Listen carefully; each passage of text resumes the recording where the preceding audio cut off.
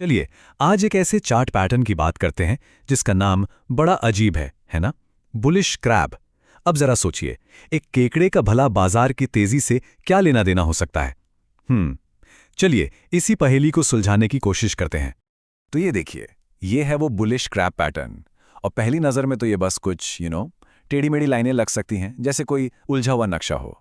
लेकिन मार्केट्स की दुनिया में ना, हर शेप, हर पैटर्न एक कहानी कहता है, और इसकी कहानी एक आने वाले मौके की हो सकती है।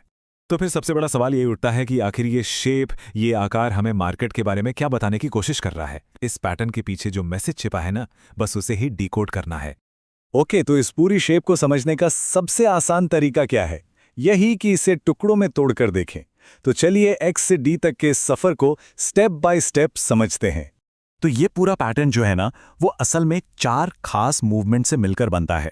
सबसे पहले एक शुरुआती तेजी, फिर एक छोटी सी गिरावट, उसके बाद एक और उछाल, और आखिर में एक बड़ी डिसाइसिव गिरावट जो इस पैटर्न को पूरा करती है।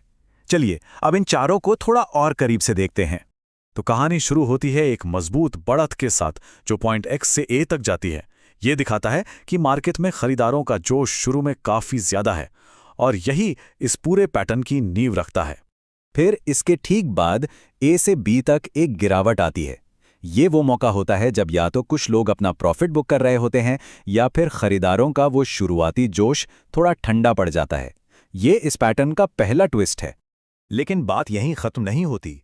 पॉइंट बी से बायर्स एक बार फिर से दम लगाते हैं और कीमत को ऊपर ले जाकर सी पर एक नया हाई बनाते हैं। हाँ, ये बात और है कि ये वाला उछाल अक्सर पहले वाले जितना मजबूत नहीं होता। और फिर आता है सबसे ड्रामेटिक मूव, सी से डी तक एक तेज और गहरी गिरावट। असल में यही वो चाल है जो इस क्रैब पैटर्न को उसका फाइनल शेप देती है और हमें उस पॉइंट तक ले जाती है जहां से सब कुछ बदल सकता है। अच्छा, तो अब जब ये पूरा आकार बन गया है तो इसका मतलब क्या है? और यही बात हमें सबसे जरूरी सवाल पर ले आती है कि भाई इस पैटर्न में जो बुलिश शब्द जुड़ा है उसका क्या काम है? मतलब बड़ा सीधा सा है। बुलिश का मतलब है तेजी की उम्मीद। जब भी कोई चार्ट पैटर्न बुलिश कहलाता है तो वो इस बात का सिग्नल दे रहा होता है कि शायद अब गिरावट का दौर खत्म होने वाला है और कीमतें ऊपर जाने के लिए तैयार हो रही हैं। और असल में यही इस पूरे पैटर्न का निचोड़ है।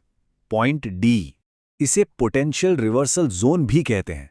मतलब ये वो एक कह सकते हैं एक अहम मोड़ है जहां ऐसा माना जाता है कि बेचने वालों का जोर अब खत्म हो रहा है और खरीदार वो अब बाजार पर हावी हो सकते हैं। तो अब तक हमने पहेली के सारे अलग अलग टुकड़े देख लिए। अब टाइम है इन सबको जोड़ने का और ये देखने का कि ये बुलिश सिग्नल असल में दिखता कैसा है और इसे समझा कैसे जाए।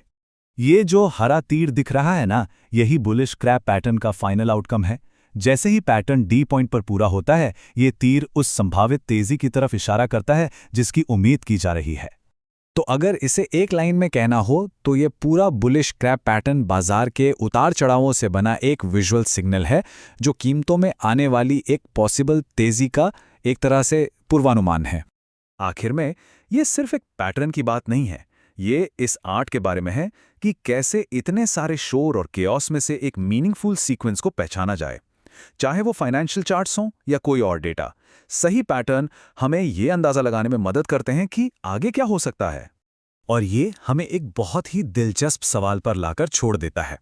जब हमारे चारों तरफ इतना सारा डेटा, इतनी सारी जानकारी हो, तो हम किस सिग्नल पर भरोसा करते हैं और किस शोर को नज़रअंदाज कर देते हैं?